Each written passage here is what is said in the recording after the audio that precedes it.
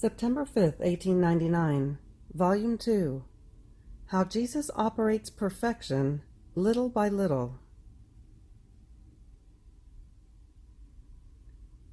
This morning I found myself in such disheartenment, and I saw myself so bad that I myself rendered myself unbearable. When Jesus came, I told him of my pains and the miserable state in which I was. And he said to me, "My daughter, do not want to lose heart. It is my usual way to operate perfection little by little, and not everything in one instant, so that in seeing that she is always lacking something, the soul may push herself and make all efforts in order to reach what she lacks to please me more, and to sanctify herself more. And I, drawn by those acts, feel forced to give her new graces and celestial favors. And in this way, a commerce, fully divine, forms between the soul and God. Otherwise, if the soul possessed within herself the fullness of perfection, and therefore of all virtues, she would not find the way to strive, and to please me more. And so the tinder with which to start the fire between creature and Creator would be missing. May the Lord be always blessed." September 5th, 1900, Volume 4. Hope, the Nourishment of Love.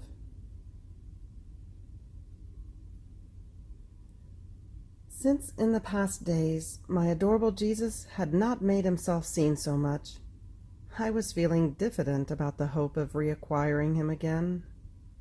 Even more, I believed that everything was over for me. Visits of our Lord and state of victim. However, this morning blessed Jesus came, wearing a horrible crown of thorns, and placed himself near me moaning, in the act of wanting a refreshment. So I removed it very gently, and to give him more pleasure, I put it on my head. Then he said to me, "My daughter, true love is when it is sustained by hope, and persevering hope, because if today I hope, and tomorrow I do not, love becomes infirm. In fact, since love is nourished by hope, the more nourishment it administers to it, the stronger, more robust, and more lively love becomes. And if this is missing, poor love becomes infirm first, and remaining alone, without support, it ends up dying completely. Therefore, as great as your difficulties may be, you must never even for one instant move away from hope with the fear of losing me. On the contrary, you must act in such a way that, overcoming everything, hope may make you found always united with me, and then love will have perennial life." After this he continued coming without telling me anything else. September 5th, 1901, Volume 4. True love makes up for everything.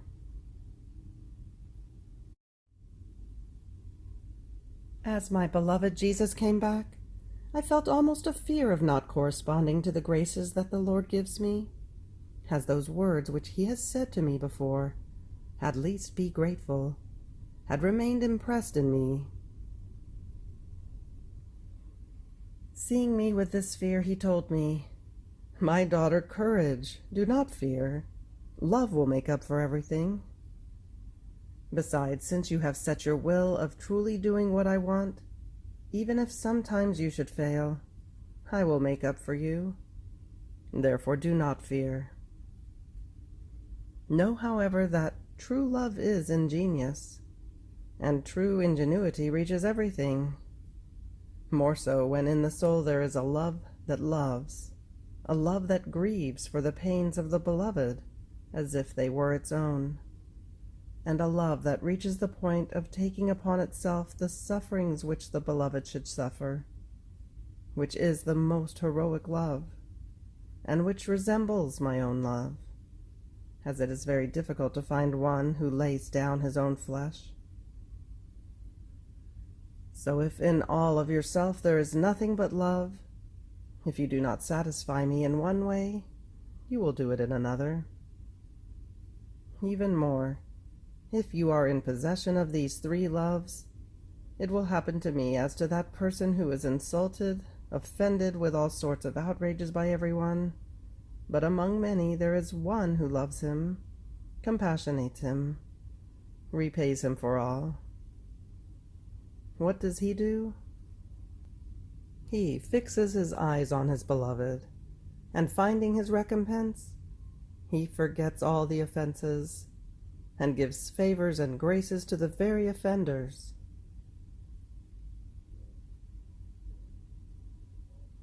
September 5th, 1902, Volume 4, Jesus, the Angels, and the Saints incite Luisa to go with them.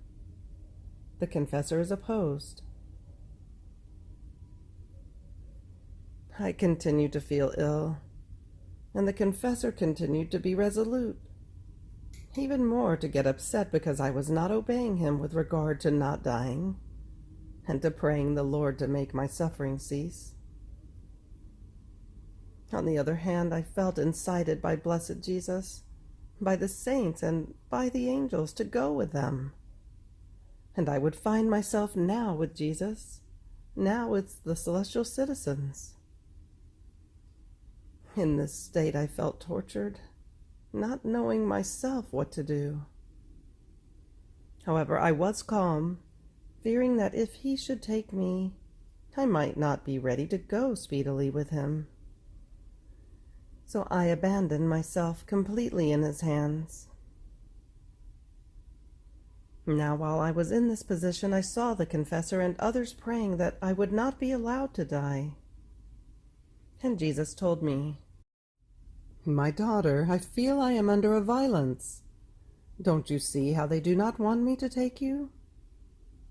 And I too feel I am under a violence. Truly they would deserve a penalty for putting a poor creature in this torture. And Jesus, what penalty do you want me to give them? And I, not knowing what to say before that inexhaustible font of charity, said, "My sweet Lord, since sanctity brings sacrifice with itself, make them saints, so that if nothing else they will obtain their intent of keeping me with them, and I will obtain the intent of seeing them saints, as they would have the patience to feel the pain which sanctity brings with itself." On hearing me, Jesus was all pleased, and he kissed me, telling me, "Brava, my beloved, you were able to choose the optimum, for their good and for my glory." So for now we must surrender, and I reserve for myself another occasion to take you quickly, giving them no time to do violence to us. Then Jesus disappeared, and I found myself inside myself, with my suffering mitigated for the most part, and with new vigor, as if I was born again. But God alone knows the pain, the torment of my heart. I hope at least that he may want to accept the hardness of this sacrifice.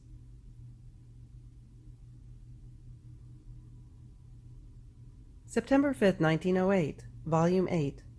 As the creature changes, she feels the different effects of the presence of God. I was speaking with the confessor, and he was saying, "How terrible it will be to see God indignant. This is so true that on the day of judgment the wicked will say, 'Mountains, bury us, destroy us, that we may not see the face of God indignant.'" And I was saying, in God there cannot be indignation, but rather it is according to the state of the soul. If she is good, the divine presence, his qualities, his attributes, attract her whole self within God, and she is consumed with the desire to immerse herself completely in God. If she is bad, his presence crushes her, drives her away from him.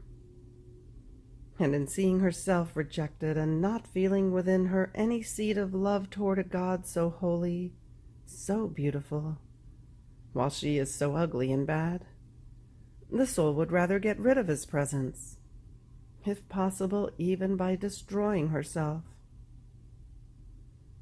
So in God there is no mutation, but rather we experience different effects according to how we are. Afterwards I thought to myself, how much nonsense I said. Then while I was doing the meditation during the day, he came for just a little and told me, "My daughter, it was well said. I do not change, but it is the creature that feels the different effects of my presence as she changes. In fact, how can one who loves me ever fear, if she feels my whole being flow within her and form her very life? Can she ever fear my sanctity, if she takes part in sanctity itself?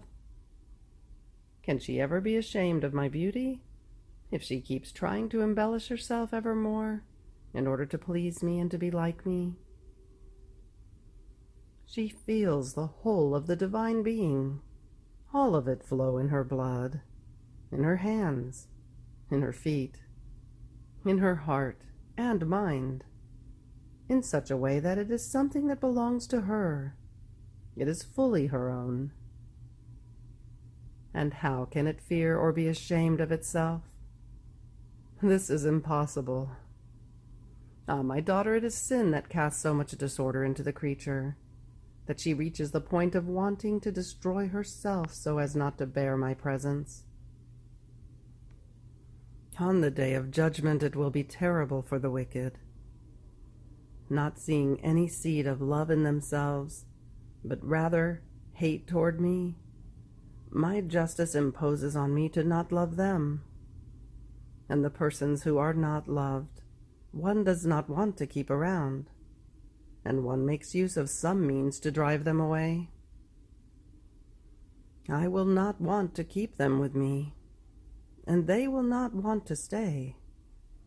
We will shun each other. Love alone is that which unites everything and makes all happy.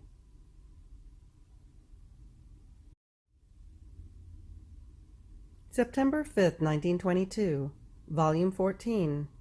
One who lives in the will of God must enclose all of creation within herself.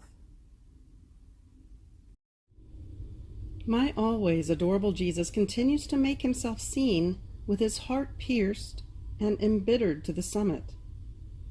It seemed that all the pains of creatures were inflicted in that heart.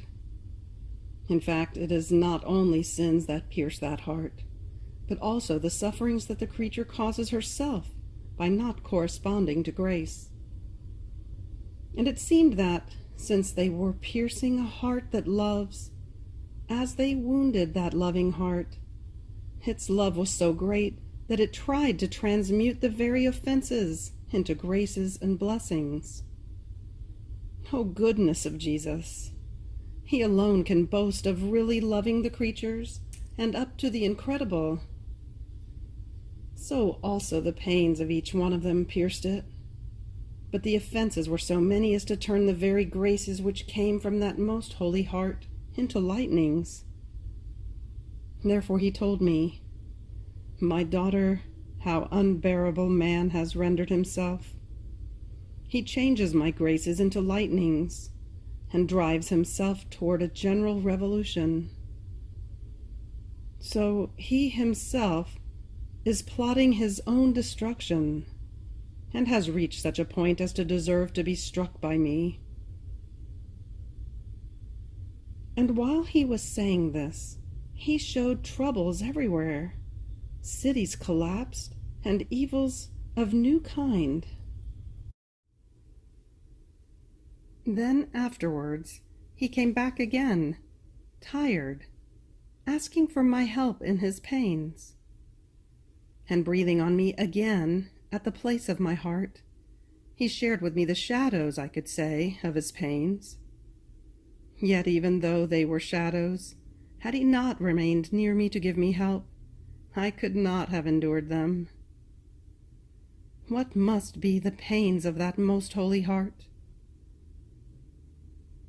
Then calming himself, he told me, "My daughter, firstborn of my will, since my will encloses everything, in giving you my will as life, I want to enclose everything also in you. Remember that a few months ago I fixed a little wheel of sun in you, and with a ruler I measured you all over. Then another little wheel descended from heaven, and after I fixed it in you, it kept many threads of light which were fixed in the most holy Trinity. Everything remained open between you and us, and for that time I left you, without giving you any explanation about my work. Now, after having worked in you so much during all this time past, and having to complete my work, I want to give you some explanations, so that the seal of my will and of yours, becoming one, may give completion to the mission to which I have called you. So the little wheel of light, which I fixed in you at first, was the whole of creation, which came out from the divinity, all love, light, and beauty. Then I measured you with a ruler to see your dispositions, and those which you were lacking, in order to put them in, to be able to fix well this little wheel and keep it safe.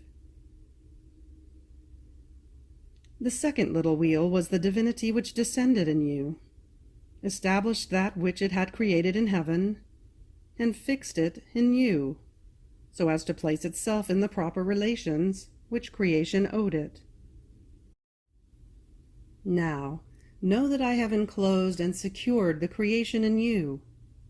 I want that which was done in heaven have life upon earth, but in our own will, which, ascending to us again, may bring it to us all love, full of light, and beautiful as we delivered it. This is why I marked in you all the deaths and pains of each creature, and of all of them together, so that I might find the whole creation in you. And since heaven remains open between you and us, you will bring creation onto our lap, as if it were delivered by you.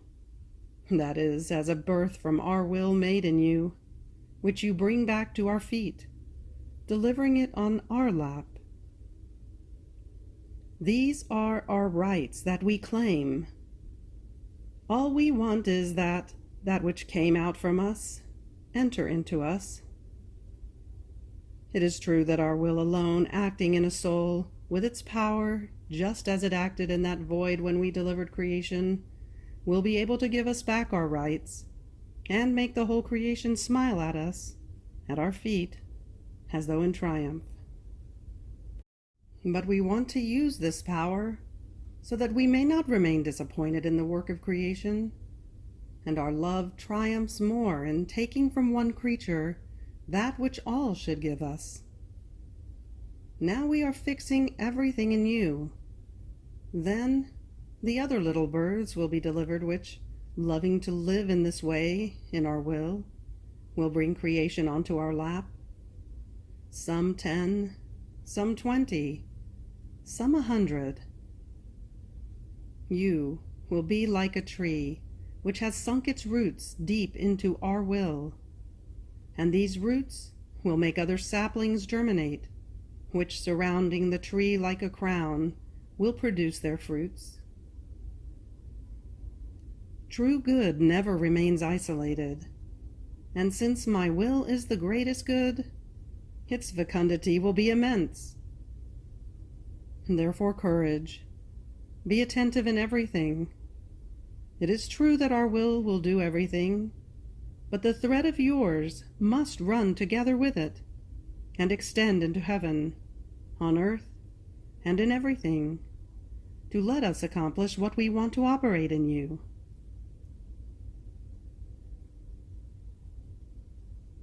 September 5th, 1926, Volume 19. One who lives in the divine will possesses a vast paternity and a long daughtership. She is a daughter to all. I was feeling oppressed, or rather as though lifeless because of the privation of my sweet Jesus. This pain is always new and ever more piercing, in such a way as to form new wounds that make my poor soul bleed with pain. Now, while I was in the nightmare of the pain of his privation, my beloved Jesus moved in my interior, clasping me to his most holy heart, telling me, "My daughter, our daughter, the daughter of the celestial Mamma, the daughter of the angels and of the saints, the daughter of the heavens, the daughter of the sun, the daughter of the stars, the daughter of the sea. In sum, you are the daughter of all. All are fathers to you, and you are a daughter to all. See how vast is the paternity. How long is your daughtership? Instead of oppressing yourself, you should delight, thinking that all are fathers to you, and you are a daughter to all. Only one who lives in my will can have the right to such vast paternity and to such a long daughtership, to be loved by all with paternal love, because all recognize in her their daughter. In fact, since created things are all invested with my will, wherever it reigns as triumphant and dominating, they see in you the same will that reigns in them. Therefore all hold you as the daughter of their wombs. There are so many bonds between you and them as to surpass in an infinite way the natural bonds that exist between father and son. Do you know who is not your father? Only those who do not let my will reign in them. These have no right over you, nor do you have any duty toward them. They are like something that does not belong to you. But do you know what it means to possess such a vast paternity and such a long daughtership? It means to be bound with bonds of justice to all the riches, the glory, the honor, the privileges that such vast paternity possesses. So as my daughter, your Jesus gives you all the goods of redemption as gifts.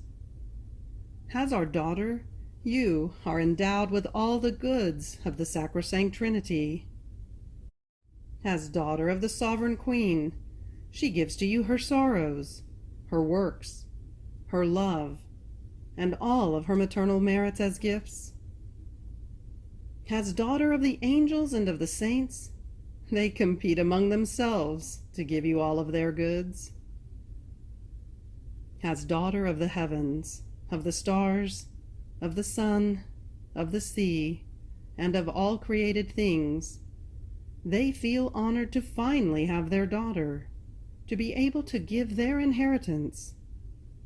And my very will reigning in them, with its endless light, forms for you the deed of all creation, and all feel the happiness, the joy of being able to give their inheritance, because by being able to give, they no longer feel sterile, but fecund, and fecundity brings joy, company, harmony, glory, the repetition of one's very life.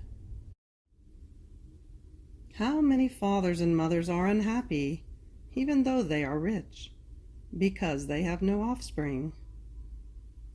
In fact, sterility in itself brings isolation, bitterness, lack of support, and of happiness.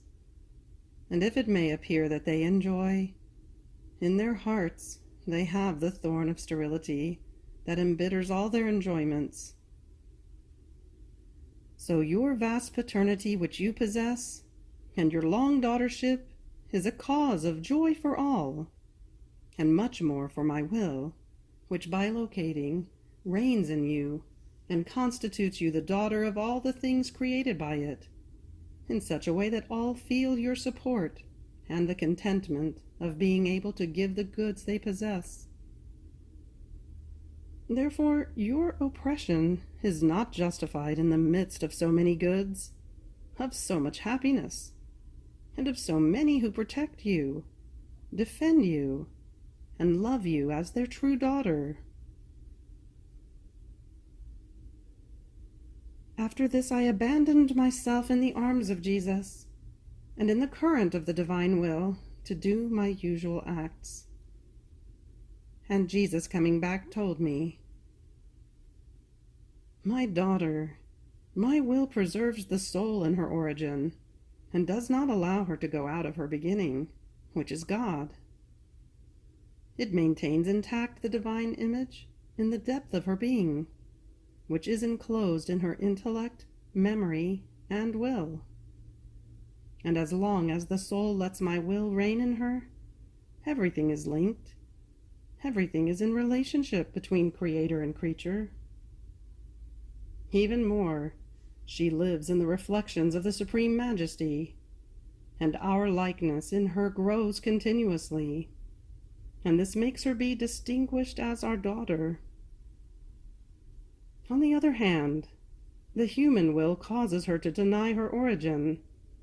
It makes her decay from her beginning. Her intellect, memory, and will remain without light, and the divine image remains deformed and unrecognizable. The human will breaks all the divine bonds and relationships, and therefore it makes the soul live in the reflections of all passions, in such a way that she becomes ugly and the daughter of the infernal enemy, who tries to engrave his ugly image in her. How many evils does one's own will not cause? It devastates every good and produces all evils. After this, blessed Jesus brought me outside of myself and showed me how deformed his image had become in creatures. It was horrifying to see it so unrecognizable and ugly. The sanctity of the gaze of Jesus was reluctant to look at them, but the compassion of his most holy heart pushed him to have pity on the works of his hands, deformed into being so ugly because of their fault. But while Jesus was grieved to the summit in seeing his image so transformed, we arrived at some place in which the offenses they were giving him were so many that, unable to take any more, he changed his appearance of goodness, assuming the aspect of justice. He threatened chastisements, and earthquakes, water, and fire were put against the peoples to destroy men and cities. I prayed him to spare the peoples, and Jesus, taking me back into my bed, shared his pains with me.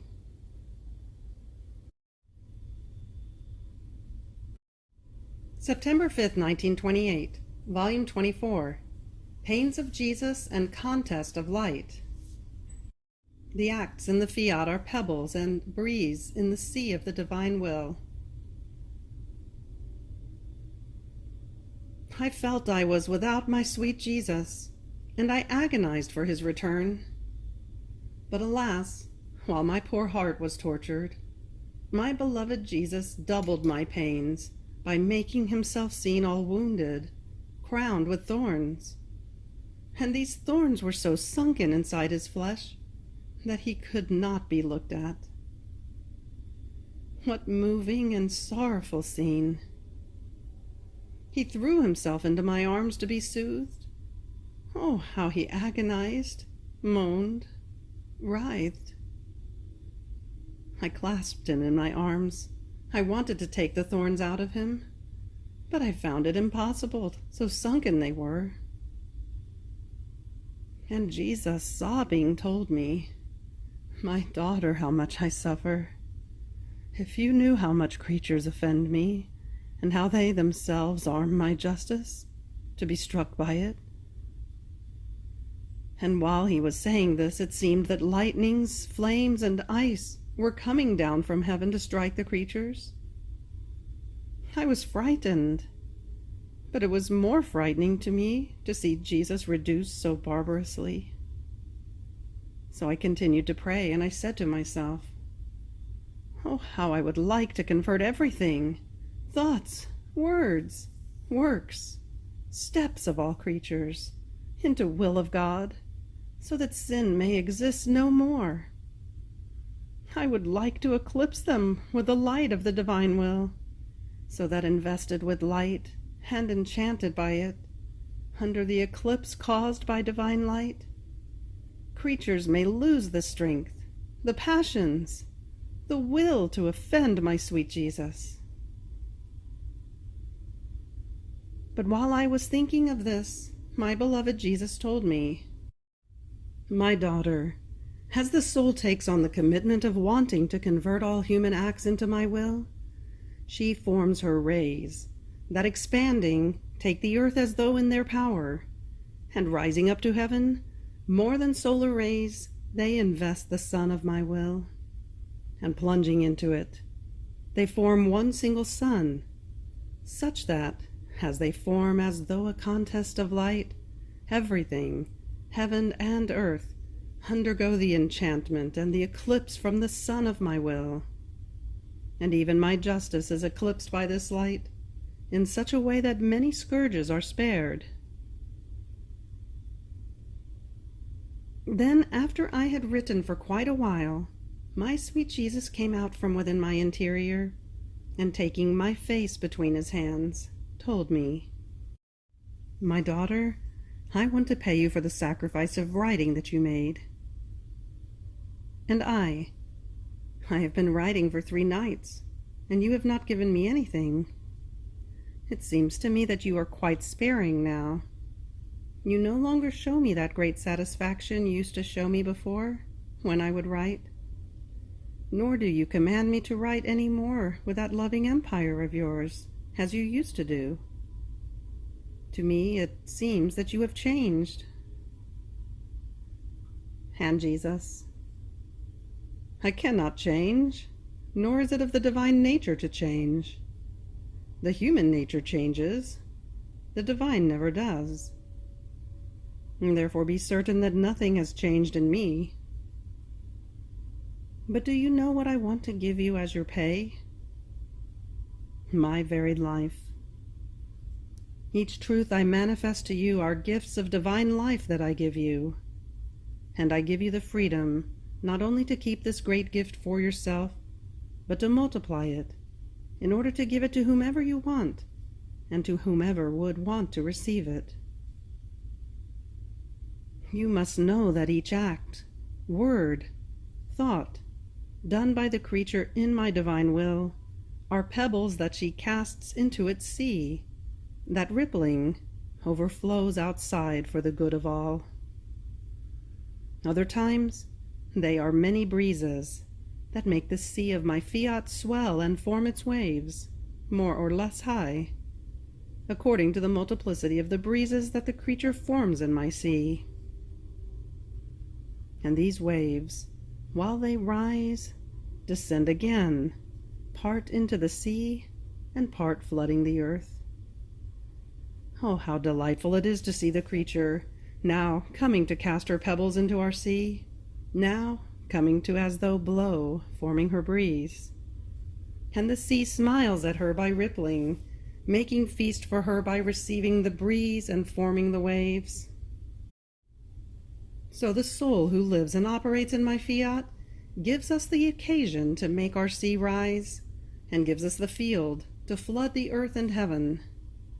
And since it is divine will that flows, it disposes the creatures to ask for its kingdom, and we feel that the creature who lives in our divine will calls back the feasts, the amusements, the games of the beginning of creation with her Creator.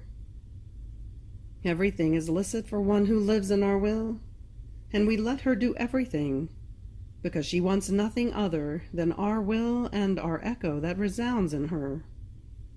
And letting herself be carried by our divine echo, Now she casts the pebble. Now she forms the breeze that now forms the waves. Now moans, now speaks, now prays that it wants our divine fiat to be known, loved, and to dominate on earth.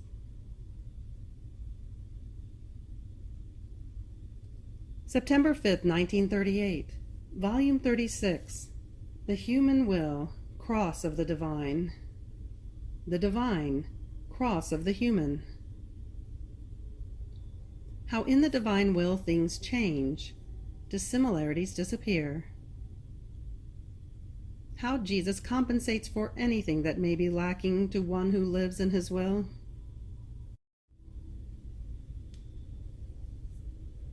I feel the life of the divine fiat inside my soul, wanting to be my motion, my breath, and heartbeat. It wants such a union with the human will that it can be opposed in nothing. Otherwise it starts complaining, disappointed, and feeling as if crucified by the human will. Then my beloved one, repeating his short little visit, told me, "My blessed daughter, how much my will suffers in the creature. It is sufficient to tell you that every time she does her will, she crucifies mine.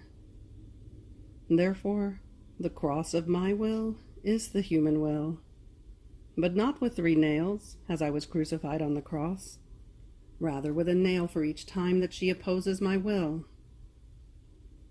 How many times my will is not recognized, and while it wants to do good, it is rejected with the nails of ingratitude. How excruciating is this crucifixion of my will in the creature. How many times it feels as if being nailed by her breath, heartbeat, and motion, because not being known as the life of that breath, heartbeat, and motion, the human breath, heartbeat, and motion become nails for it, preventing it from doing in them the good that it wants. Oh, how my will feels crucified within the human will. With its divine motion, it wants to make the day arise inside the human motion, while the creature crucifies the divine motion, causing the night to come, putting light on the cross too. How sorrowed my light feels in being repressed, crucified, put in a state of incapacity by the human will, and this to give it the life of its sanctity and strength, while the creature, by not accepting it, sticks into it the nail of sin, of her passions and weaknesses. Poor will of mine, in what a state of pain and continuous crucifixion it finds itself in the human will, that just keeps putting our love on the cross, filling with nails all the goods we want to give her. On the other hand, one who lives in my will does not crucify my will. Rather, I can say that I become her cross, but this cross is very different. With my cross, my will knows how to put nails of light, sanctity, and love, to strengthen her with our own divine strength. These nails do not give sufferings.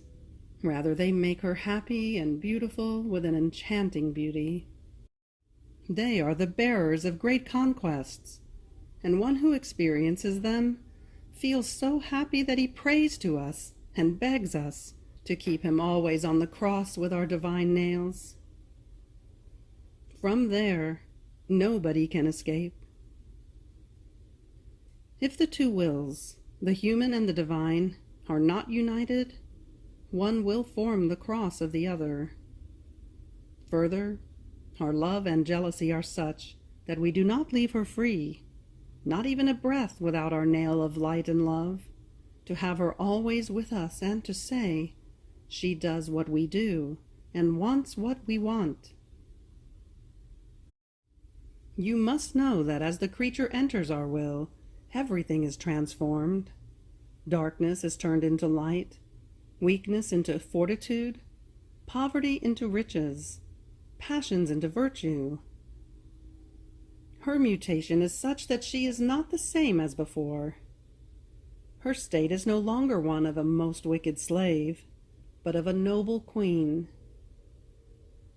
Our divine being loves her so much that it runs into her acts to do whatever she does, and since our motion is continuous, we move and love her, move and hug her.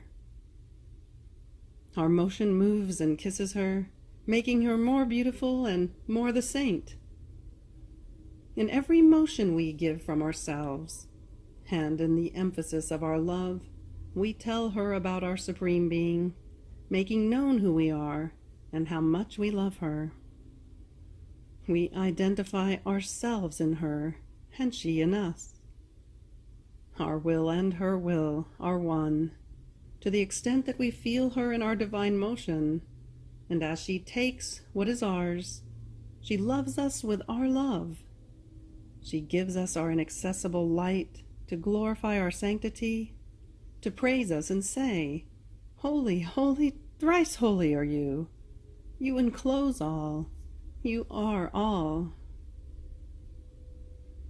How beautiful it is to see the human smallness inside of our will, having in its power our divine being, to give it back to us, to love us and glorify us, as we want and justly deserve. In our will, the parts become equal, dissimilarities disappear. Our unity unites everything and everyone, making one the acts of all, to become the act of all. In hearing this, I could understand the sanctity, the beauty, and the greatness of living in the divine will. And I was thinking to myself, it seems to me difficult to live in it. How can the creature reach this point? The human weaknesses, the circumstances of life, many times are too painful. The unexpected encounters, the so many difficulties that one doesn't even know what to do. Wouldn't all these things lead the creature astray from a life so holy that it would take a perfect attention not to? And my sweet Jesus, continuing his say with such a tenderness that I felt my heart exploding, added, "My little daughter of my will, my interest and my continuous yearning for the creature to live in my will is such that, once we've made the agreement, myself and her, with a firm decision that she must live in my fiat, this being my will, I am the first one who makes the sacrifice to obtain the intent, so that she may live in it. I place myself at her disposal. I give her all the graces, light, love, and the very knowledge of my will, so that she herself has to feel the need to live in it. When I want something, and she promptly accepts doing what I want, I take care of everything. And when she fails for weakness, for inconstancy, or for negligence, not for will, I come to compensate, and I do what she was supposed to do, transferring to her what I did as if she had done it. My daughter, living in my will is life, not virtue, that I must form. And life needs me, and continuous acts. Otherwise it would not be life. At the most it could be a work that doesn't need either continuous acts or life. Therefore I do not break the life because of an involuntary indisposition or weakness, but I continue it. And it may be that in those same indispositions there is even my will, allowing those weaknesses, in which case the will of the creature would be running into mine anyway. And then, among everything, I look at the agreement done together, the firm decision taken, against which there has been no other decision. Looking at this, I keep compensating her in anything that is missing. Even more, I redouble the graces. I surround her with new love, with new stratagems of love to make her more attentive, and I provoke in her heart an extreme need to live in my will, and I pray her to hold it so tight as to always be able to live together with it. End of September 5th. Fiat.